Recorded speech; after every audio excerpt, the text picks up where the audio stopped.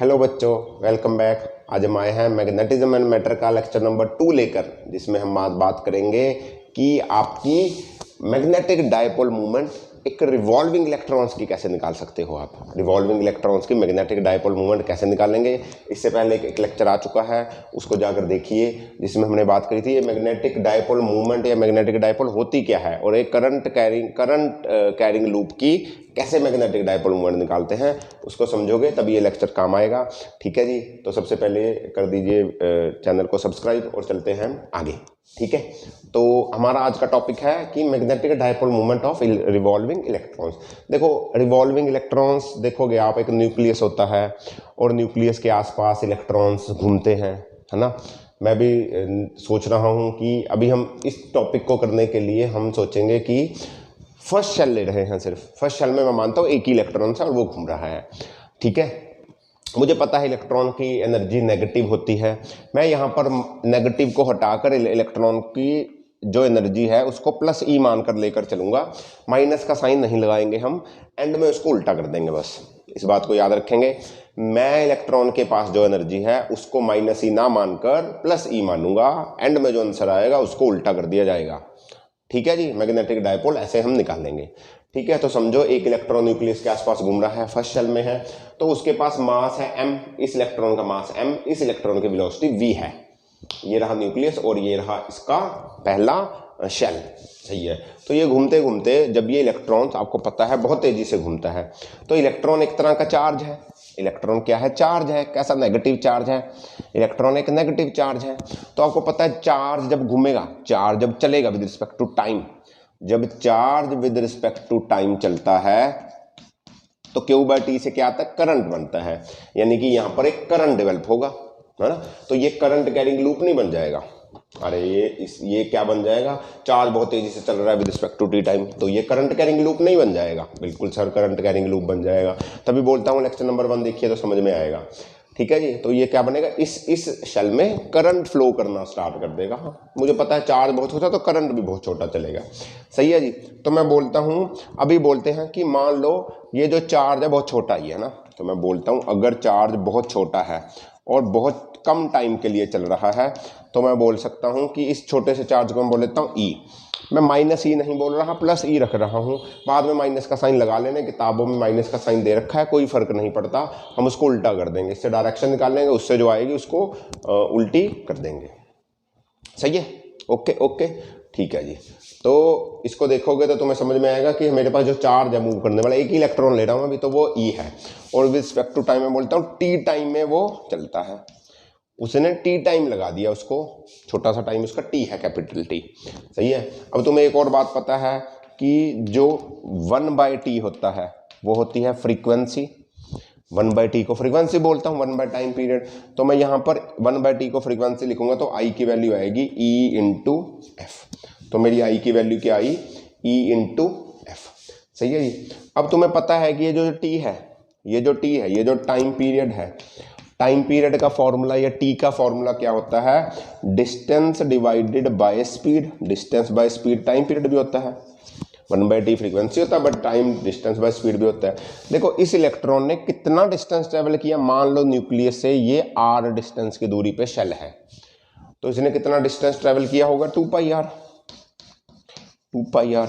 इसकी स्पीड हमने बोल रखी है v, तो t की वैल्यू आई v, 2πr/v। टी की वैल्यू क्या आई? 2πr/v। मैं क्या करता हूं, आई की जगह इस फॉर्मूला में टी की जगह 2πr/v रख देता हूं। सही है, फ्रीक्वेंसी की भी बात करेंगे बाद में। टी की जगह 2πr/v रखूंगा तो v ऊपर चला आएगा, तो आंसर आएगा EV/2πr। तो मेरे पास करंट इसमें आया EV/2πr। सही है जी, पक्का। इसको रब कर दो, इसको रब कर देते हैं अगली बात लिखने के लिए। ठीक है जी, EV/2πr। अब तुम्हें पता है कि एक करंट कैरिंग लूप है, जिसमें करंट एक क्लोज लूप में चल रहा है। उस क्लोज्ड लूप की मैग्नेटिक डायपोल मूवमेंट होती है IA, I/A। यहां पर I मैंने ये निकाल लिया, EV/2πr।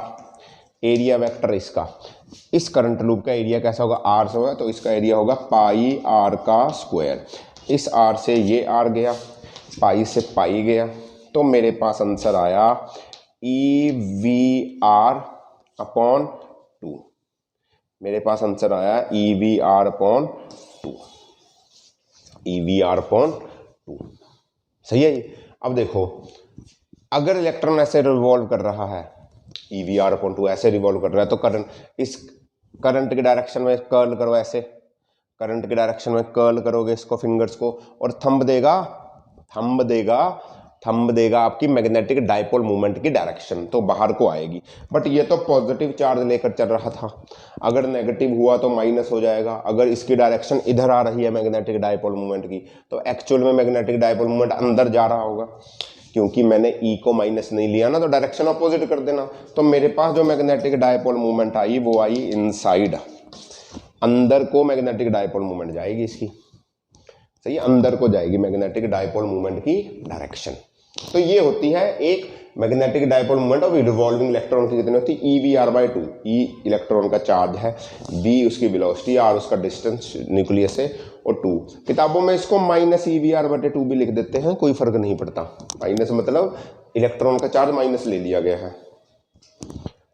सही है, ठीक है जी। अब यहां से एक और इंपॉर्टेंट बात उन्होंने बोल रखी है, वो बोलते हैं, किताबों के अंदर आप देखोगे एक ना बोहर मैग्नेटॉन इन्होंने एक्सप्लेन कर रखा है। बोहर मैग्नेटॉन क्या होता है उसको समझो। मैं इसको लिखा रहने देता हूँ EVR/2 को, बोहर मैग्नेटॉन समझाता हूँ आपको। बोहर मैग्नेटॉन क्या चीज़ है? EVR/2 मैग्नेटिक मूवमेंट, देखो एक चीज़ है बोहर मैग्नेटॉन। बोहर ने बोला कि जो फर्स्ट शेल में इलेक्ट्रॉन होता है, फर्स्ट शेल में इलेक्ट्रॉन होता है, उसके पास मिनिमम मैग्नेटिक डाइपोल मूवमेंट होती है। उसके पास फर्स्ट शेल के इलेक्ट्रॉन के पास मिनिमम डाइपोल मूवमेंट होती है, उसी को बोहर मैग्नेटॉन का नाम दे दिया गया। उसने इसको कैलकुलेट कर कर दिखाया। कैसे समझो, इसको समझो कैसे। आप बोलते हो, ये बोलता है कि एंगुलर मोमेंटम का फॉर्मूला क्या होता है। एंगुलर मोमेंटम का फॉर्मूला होता है R इंटू लीनियर मोमेंटम। सही है, लीनियर मोमेंटम का फॉर्मूला होता है mv साइन थीटा। अब यहां पर थीटा है जो वो 90 डिग्री है। m और v के बीच का डिस्टेंस, मास और वेलोसिटी के बीच का डिस्टेंस 90 है, दोनों एक दूसरे के परपेंडिकुलर है। तो यहां पर देखोगे तो RmV बन जाएगा आपका L, यानी कि एंगुलर मोमेंटम बनी आपकी RmV, या MVR बोल सकते हो इसको। ठीक है, RmV की जगह MVR बोल दो, सिंपल MVR बोलोगे तो आप ये बोलता है कि फर्स्ट शेल की जो मैग्नेटिक डाइपोल मूवमेंट है और उसकी जो एंगुलर मोमेंटम है उसको कंपेयर करो। ये बोलता है मैग्नेटिक डाइपोल मूवमेंट और एंगुलर मोमेंटम को कंपेयर करो। मैग्नेटिक डाइपोल मूवमेंट आ रही थी आपकी EVR/2, सही है, EVR/2, और एंगुलर मोमेंटम आई आपकी MVR। एंगुलर मोमेंटम आई आपकी MVR, सही है। तो यहां से VR और VR कट जाएगा, दोनों की रेशियो आई E/2m। तो ये बोलता है कि मैग्नेटिक डाइपोल मूवमेंट और एंगुलर मोमेंटम एक शेल में जो भी एक शेल, फर्स्ट शेल ले रहा हूं तो उसकी रेशियो है E/2m। सही है जी। अब बोहर ने, आपने 11th क्लास में पढ़ा था, बोहर ने बोला था कि जो एंगुलर मोमेंटम होती है एक इलेक्ट्रॉन की, एंगुलर मोमेंटम जो एक इलेक्ट्रॉन की होती है, जिसको ऑर्बिटल एंगुलर मोमेंटम भी बोलते हैं, वो डिनोट होती है h/2π से। h होता है प्लैंक्स कांस्टेंट, वो क्या होती है h/2π से। सही है, तो बोलता है एंगुलर मोमेंटम को h/2π लिख सकता हूं मैं। तो बोलते हैं लिख दो, तो m अपॉन एंगुलर मोमेंटम को लिखो h/2π is equal to E/2m। यहां तक समझ में आया? ठीक है जी। तो अब हम क्या करेंगे, अब हम यहां से मैग्नेटिक डाइपोल मूवमेंट निकालेंगे और वो आएगी E, ये ऊपर चला जाएगा, 2π है ना, ये 2π ऊपर जाएगा, 2π तो ये h इंटू 2π उससे मल्टीप्लाई हो जाएगा जाकर, तो EH/4πm, EH/4πm। अच्छा एक और बात समझो, अगर ये h/2 है एंगुलर मोमेंटम। अगर नंबर ऑफ शेल्स n है तो nh/2 हो जाएगा, मतलब n की value 1 2 3 number of first shell में कितनी, सेकंड में कितनी, n को 1 2 3 पुट करता रहूँगा, तो यहाँ पर भी हो जाएगा EHn/4πm। तो ये आई आपकी मैग्नेटिक मूवमेंट फर्स्ट शेल के लिए। फर्स्ट शेल की बात करूँ, मतलब कि अगर n की वैल्यू 1 हो, फर्स्ट शेल की बात करें, तो मैग्नेटिक मूवमेंट आती है EH/4πm। EH/4πm।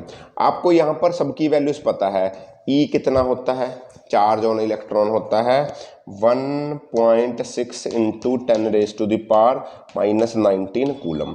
Mass of electron होता है 9.1 × 10⁻⁻27 kg। सही है, E की वैल्यू पता है। प्लैंक्स कांस्टेंट की भी वैल्यू होती है 6.626 × 10⁻⁻34 होता है शायद जूल सेकंड। सही है, तो यहाँ पर EH/4π सबकी वैल्यू पुट करोगे तो मैग्नेटिक मूवमेंट जो आएगी आपकी, जो आपका आंसर आएगा वो, तो उसका आंसर आएगा 9.27 × 10⁻⁻24 एम्पियर मीटर स्क्वायर। ये नोट करो। ये बोलता है, इसको बोलते हैं बोहर मैग्नेटॉन। बोहर मैग्नेटॉन बोलता है कि जो फर्स्ट शेल में जो उसकी मैग्नेटिक डायपोल होगी वो सबसे कम होगी, मिनिमम वैल्यू आती है, उसी को बोहर मैग्नेटॉन बोलते हैं। नंबर ऑफ शेल n को 1 रखा है, इसको बोलते हैं बोहर मैग्नेटॉन। कुछ भी नहीं है, बिल्कुल बेसिक सी बात है। ठीक है जी, ये ऑर्बिटल मोशन हो रही होगी इलेक्ट्रॉन की, तब की बात है, इलेक्ट्रॉन तो रुकेगा तो नहीं। बिल्कुल समझ में आया। Magnetic dipole movement of revolving electron की कितनी होती थी, EVR/2 होती थी वैसे तो मैग्नेटिक डायपोल मूवमेंट, बट इसने बोला कि minimum magnetic dipole movement first electron में होती है, फर्स्ट शेल में, और वो कितनी होती है, वो होती है इतनी। इसको बोलते हैं बोहर मैग्नेटॉन। कैसे आई ये भी समझो। ठीक है जी, ओके। तो मिलते हैं अगले टॉपिक के साथ, तब तक एंजॉय करिए, खुश रहिए, पढ़ते रहिए। All the very best, bye bye बच्चों।